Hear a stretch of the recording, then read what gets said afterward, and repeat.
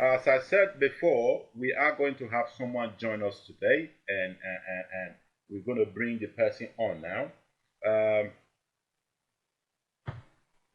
with me.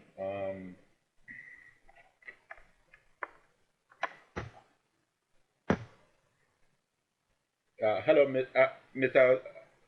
Azebamwan, are you there? Yes, I can hear you. Good evening. Good evening. Would you like to come to camera? The problem is with my location. You know, as I mentioned to you earlier, there was the local government election. Oh, okay. And yeah. It's no problem at all. All right. Okay. So, Mr. Azebamwan, Chris Azebamwan, is a member of the All Progressive Congress in Edo State, and he is the former state secretary to the party. And he has his own opinion because a few days ago he shared his content with us, talking specifically about the deputy governor of Edo State, Mr. Philip Shaibu. Mr. Azebamwan, thanks for joining us today. Well, I'm glad to be here. Thank you. And despite his busy sorry time today, yes. Quickly interject. For the record, I was the former state publicity secretary, not the state secretary. Sorry about that. Yes, the state publicity secretary, Mr. Chris Azebamwan. Yes, pardon my miss up there. Yes, so he's very busy today because we have a local government election, but he was able to join us. That's fine. So I do appreciate your time, no matter how small it is. Going back, just jumping into these fights that is happening in Edo State, what is your take on this battle that had just started between two former friends? Well, if you look at the Nigerian political terrain, it really is not that surprising. We have 36 states in Nigeria, and if you go down memory lane, take a look at history. When the current president of the Federal Republic of Nigeria, Alhaji Ahmed Bola Ahmed Tinubu, was governor of Edo State, he had a falling out with the governor, Lady Bucknor. Yeah. Various state governors have been in the same situation, and some former deputy governors were actually impeached in the course of the fallout with their bosses. Okay. So it was not entirely unexpected that there might be a falling out. And don't forget that there's always this factor, the element of human ambition. Now, if you look at the Constitution of the Federal Republic of Nigeria, 1999, as amended, the deputy governor comes into office as a running mate to the governor. He comes in on the ticket of the governor. When you pick up the expression of interest and nomination form for the office of governor, there are very detailed information that are required from you as the candidate. The deputy governor, who is your running mate at the time you are merely a candidate, does not go through this same rigorous procedure. Okay. So the deputy governor, at the stage of candidature, actually comes in, as it were, as an appendage of the office of the governor. Excuse me. So, very, very frequently, you find that once they assume office, take the oath of office, they tend to lose sight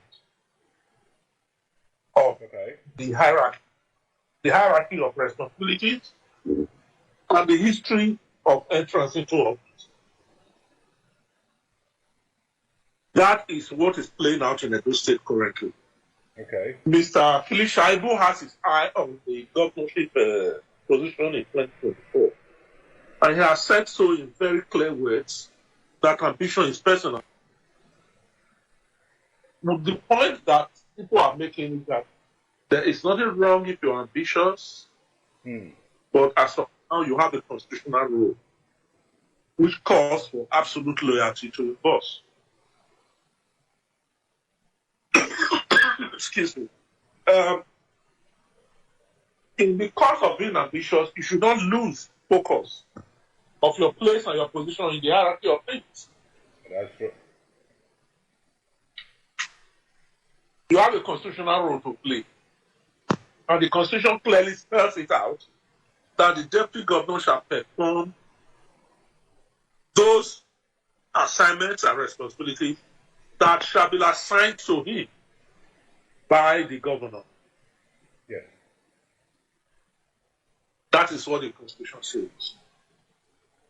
Now, Mr. Obaseki will go down in history as one of those governors, very few of them in Nigeria, who gave very ample opportunity to his deputy to try.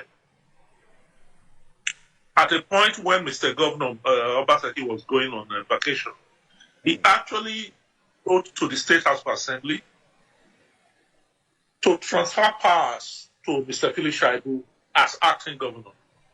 Which is a constitution. That is constitution, right? Yeah. But very few governors do it. It is a constitutional provision that if the governor is going to be away for any length of time, or for any other reason, he's not able to perform the functions of his office, he should transmit. The correct term is to transmit powers to his deputy. Yes. But very few governors actually do it. But Mr. Obaseki will go down in history as one of those few that have done so. So that is definitely an ample evidence that Mr. Obaseki actually gave ample opportunity for Mr. Shaibu to try. Now, what is playing out appears to be a situation where Mr. Obaseki now feels that that certain boundaries have been crossed. The red line, as it were, has been crossed. I am not in the inner workings of government anymore. Okay. But available feelers indicate that this fallout between him and his deputy has been long in coming and long expected, long overdue. So there have been this fight. It just become public now. No. It's what I mean. It's not just like an immediate development. It has been brewing over time, but it just recently boiled over. That's the point that I'm making.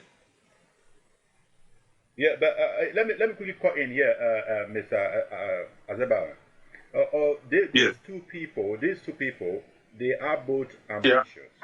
Yeah, and Philip Shaibu wants to be the governor now. But is there anything wrong with his ambition? Absolutely not. There's nothing wrong with his ambition. But you see,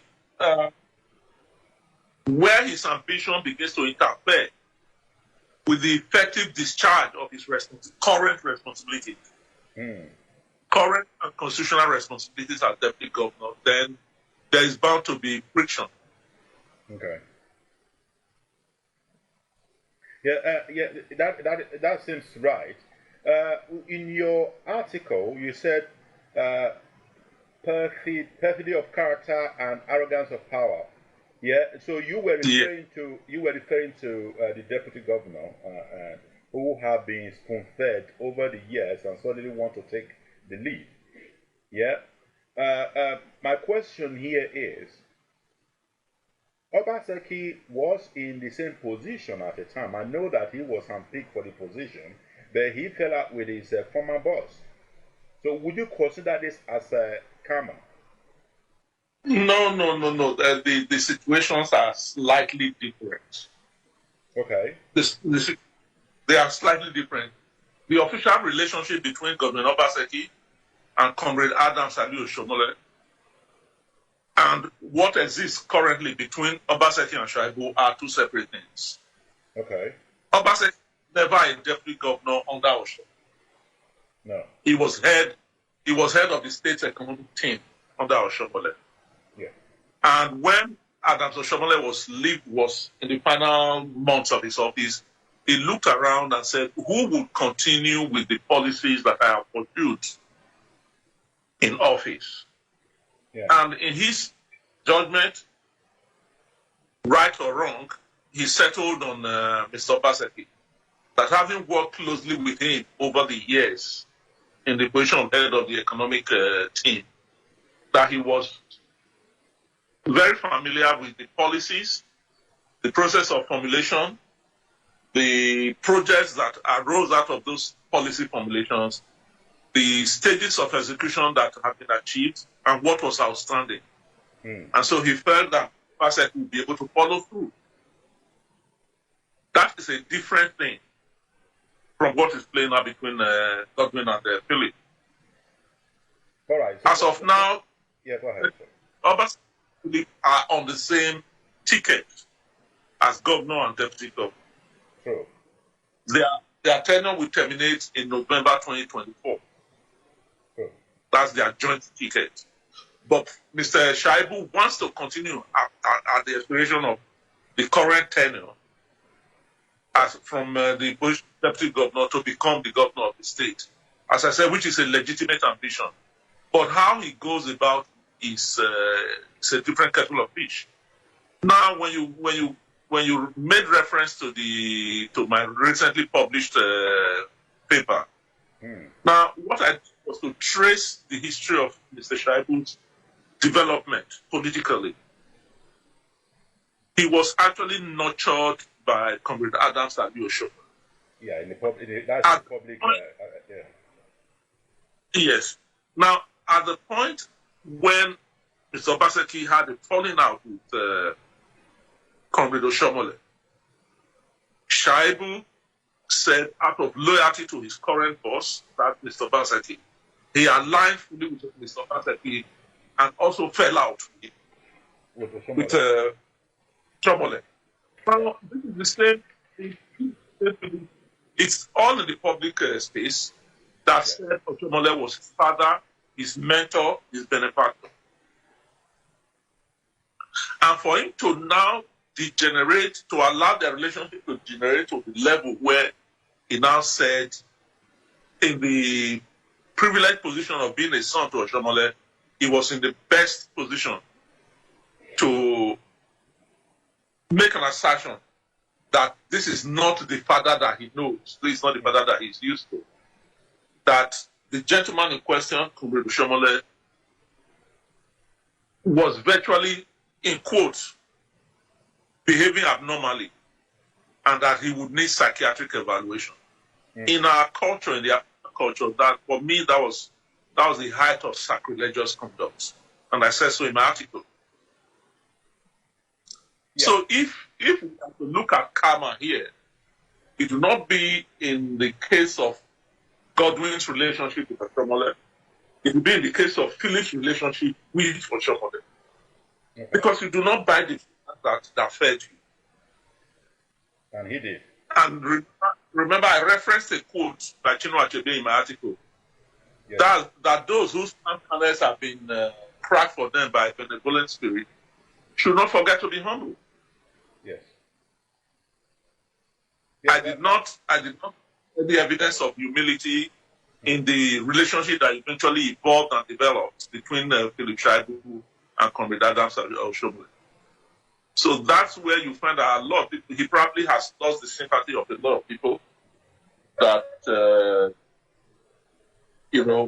what goes around comes around. As it were. It does come around, yes. Another question I want to ask now is, I remember I did try to get this information from you the other time. Obaseki had claimed that his deputy is rubbing shoulder with the enemy, which is your former party, or your party, APC. And I also asked you the last time, do you think Philip Shaibu is going to return to the APC in his in his bids to become the next governor? No, that's a personal decision that only Mr. Shaibu can throw light upon. He does not he does not discuss his political strategy with me. So I'm actually in no position to phantom, but I'm going to return to the APC. Yeah, I'm asking that because if he returns to the APC, will APC be very accommodating to him? Will they accept him?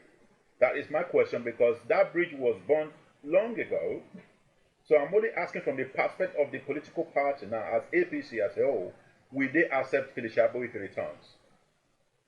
Well, politics, as everybody says or knows, is a game of numbers.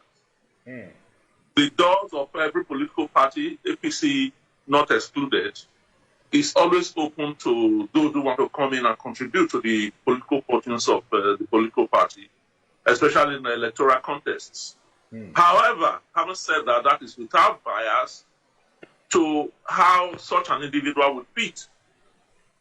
To fit into the political structure, the political vision of the political party in question.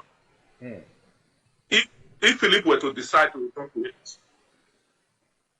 the question to address mind to is, will he fit into the structure and vision and mission of APC as a political party? Will his return add value to the political fortunes of APC as a party, especially in an electoral context? What baggage will he be bringing with him? What value will he add to the process?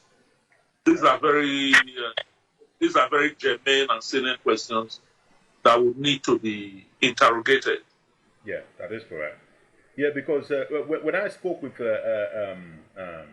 Mr. Philip Shaibu, he said he wasn't stepping down. He was going to chase his dream of becoming the next governor.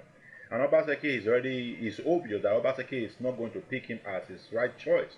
So what do you think? I know you're not a mind reader. You won't be able to read what is in his mind. But where do you think this fight is leading to for Philip Shaibu? I would say your guess is as good as mine. That's the truth. Your guess is as good as mine in the sense that political activities can be very fluid. Very, very fluid. The development can be fast-paced, and then the unexpected can happen in politics at any point in time. As I said, the vision of any political party is to win electoral contests. And if a particular individual is perceived as capable of adding value to that process, then of course the political party through its doors wide open. That, of course, is assuming all other things are equal. And unfortunately in politics, all other things are never equal. Never, yeah. Well, okay, another question I ask is, the latest report is that Obaseki has relocated his deputy governor to a new office outside the government house. Is that appropriate? I understand that Philip Shaibu is not in his good book at the moment. Hello? Okay, I think we lost him. I hope he comes back so we can finish this discussion. It's been very interesting. If you are just joining this program, this is Let's Talk Show with Elder Ehi Ekhator. We use this program to talk about Nigerian situation. We talk about the corruption. We talk about politics and crime in Nigeria in general. But this week, we are focusing on the fight between GodwinObaseki and his deputy. Sorry, okay. I lost you there for a moment. Hold on the line. Don't go anywhere. We'll go on a quick, short break. Right.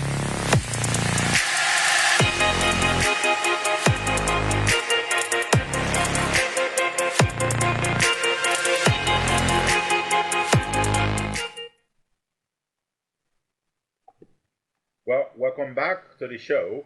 I think he's having a very bad network problem. He just came back in and he left again. So let's hope that he will return. And I really want to finish this discussion with him. So where we are now, if you can see the screen,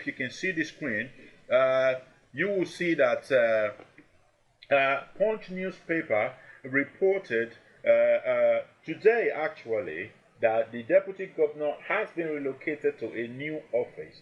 According to report, the office is currently the previous building that was used by the procurement officer or used by the procurement office. That is where they are dumping him at the moment.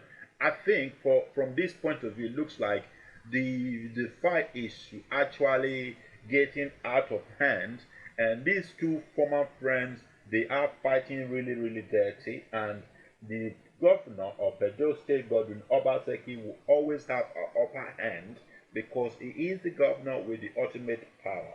Now, the question now is, what is it with Shaibu?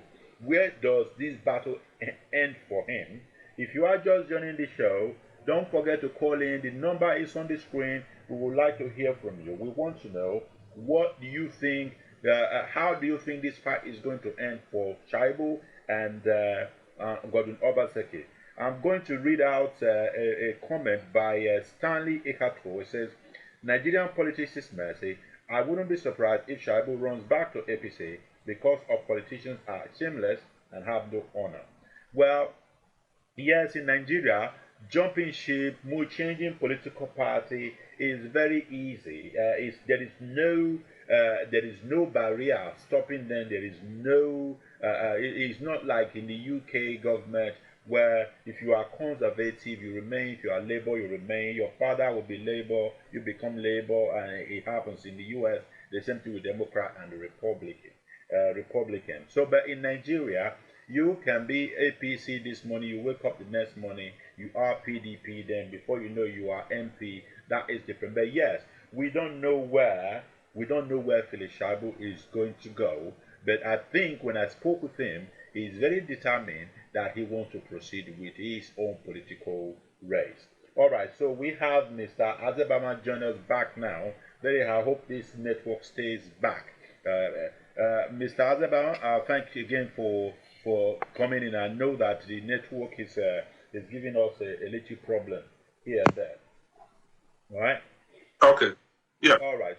Okay, so the question I was going to ask before you got disconnected is, Obaseki and they are right at this place is getting a little bit dirty because the Punch newspaper reported that the deputy governor has been relocated to a new office outside the government house.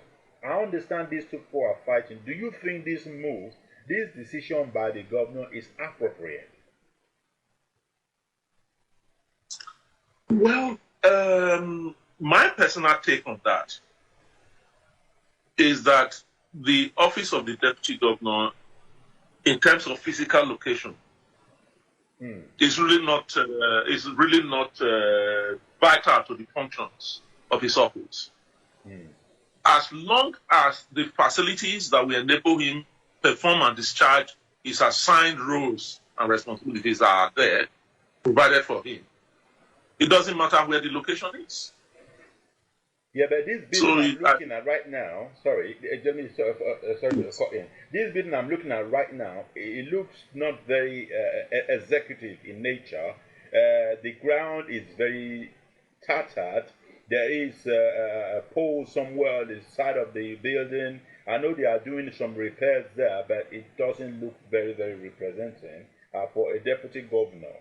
Now, do you think that Obaseki is overreacting at the moment? Well. You see, as the sages will say, all is fair in love as in war. Yes. That's my take. Once you draw the lines, and you cross the Rubicon, as it were, then both parties should be prepared for what the other throws at them. That's just it. Obviously, this has become a fight. Now it has gotten out into the public space. Yeah. So each party to this misunderstanding or to this face-off, we do everything to gain advantage. And that's what Mr. Obaseki is doing. It's natural in the falling out. Yeah, but yeah, I understand the politics of Nigeria. There still has to be a line, not to cross a certain line. Because where the deputy is now, exposing him security-wise is not appropriate.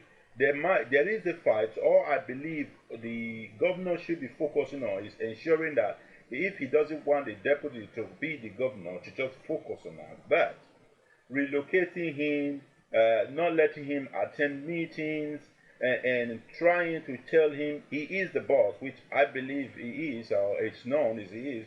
I think this becomes a little bit, what's it called, overflogging the issue and overreacting. Because Obaseki probably might be having no fan base now supporting him because of this fight.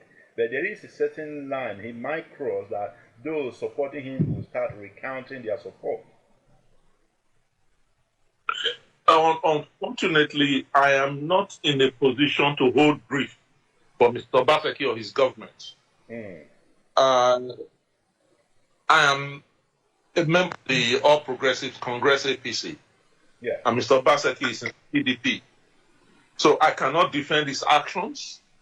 I cannot explain. I cannot provide insights into what is actually going on. If I do that, I'll be overreaching myself. That's the truth. Okay. So I'm not able to make any input into that. Okay. Yeah, thank you for that. It's just that I'm only concerned about the security aspect of it. It's just a few months left. They are fighting. They can get this sorted in the house and do it a little bit internal. I know it's outside now, but relocation is a little bit overflowing the matter from my point of view. But one last question for you is... no, they both belong to the same political party, the PDP. Yeah. So I am sure that the elders of the party at some point will probably try to intervene and see if they can bring an amicable resolution to the crisis. But Shaibu says that he's not in a fight with his boss, and he says he remains loyal to him. So who is actually fighting here? Because he told you. Do you have any reason to doubt Mr. Shaibu's words? No. If Mr. Shaibu says he's not in a fight with his boss. Yes. I think he should be taken at face value. No, Mr. Shaibu should be given the benefit of the doubt. He should be taken at face value if he says he's loyal to his boss and that there is no fight. He's in a better position than you or I to know whether there's a fight or not. So if he says there's no fight, I would rather believe him that there's no fight. Yeah, because that's what he said. And the statement we are hearing from Mr. Obaseki is straight and blunt. He said Emilotan is not going to work in Edo State. Relocation, not allowing him to attend meetings, those ones that were held in his house and some held in the government house. So if Obaseki is reacting like this, and the deputy that we believe is in fight with is claiming that it is the handwork of the political jobbers, so it's a bit confusing to Edo people. Yeah. The only matter of concern to me as an Edo man is that the interests, the welfare of Edo people should not suffer because of this face-off. Because as is usually said, when two elephants fight, the grass suffers. I would rather that Edo people do not become the grass that will suffer in the course of a fight between two elephants. That's all. Yeah. But as I said, I am in no position to hold brief for either Mr. Obaseki or for Mr. Shaibu. The opinions I have expressed are private and individual to me. Private and personal to me. Okay. Yeah, one of the comments on Facebook from Ogbemudia says, I would like to hear from Mr. Chris to stand, he stands on the plan of Mr. Shaibu joining their party. Yeah, I know you've answered that earlier. Just that is the comment from one of the person on Facebook saying he would like to hear your view on Mr. Shaibu joining your party. Yeah. Perhaps on a lighter note, Comrade Adams Oshomole was asked the same question, yeah. and he's famously quoted to have said that the APC is not a charity. It's not an IGP camp for displaced political office holders. Yeah. So that's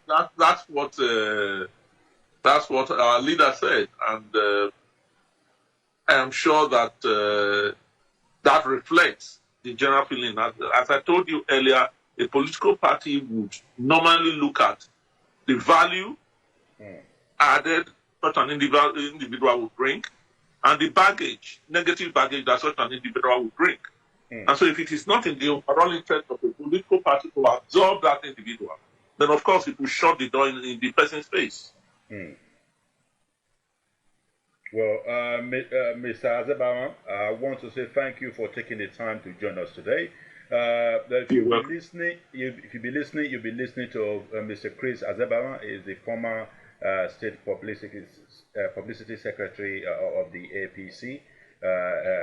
He's the former, as I put it there, and he took time to join us today despite his busy schedule to just discuss this matter. So I want to say thank you again for the time you created. My pleasure. Thank you for having me. You're welcome. Okay, so for everyone out there, if you are just joining us, remember this is Let's Talk Show with Ehi Ekhator. We discuss this every Saturday, 7 o'clock, and this week we use this time to talk about Adam Soshomole, GodwinObaseki, and particularly Shaibu, the deputy, who have been in the big fight with his boss, GodwinObaseki. And the level of the fight now is getting out of hand. It's making Edo people very nervous, and we still have a few months to go. We don't know what's going to happen next. We don't know the fate of Mr. Shaibu.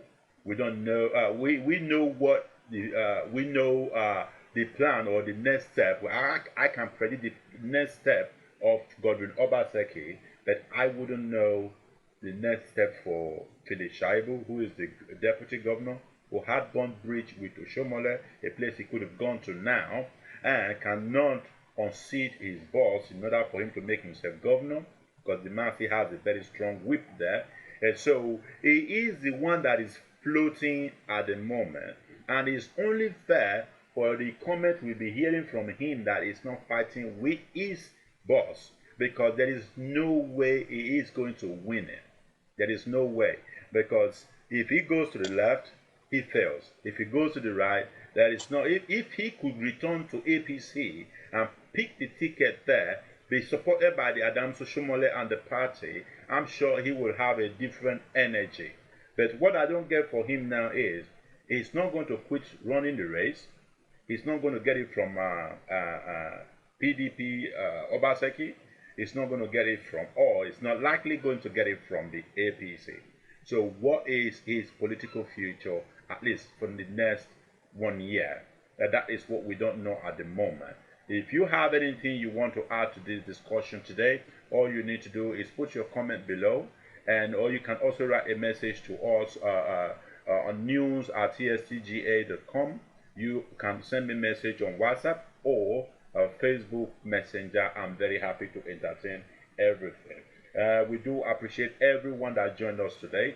Remember, it is 7 o'clock every week, and this is the beginning of the discussion, because there will be a lot of development as we go closer to the election in 2024. Thank you all for joining us today, and we'll be drawing the curtain now, and God bless you. Enjoy the rest of your week.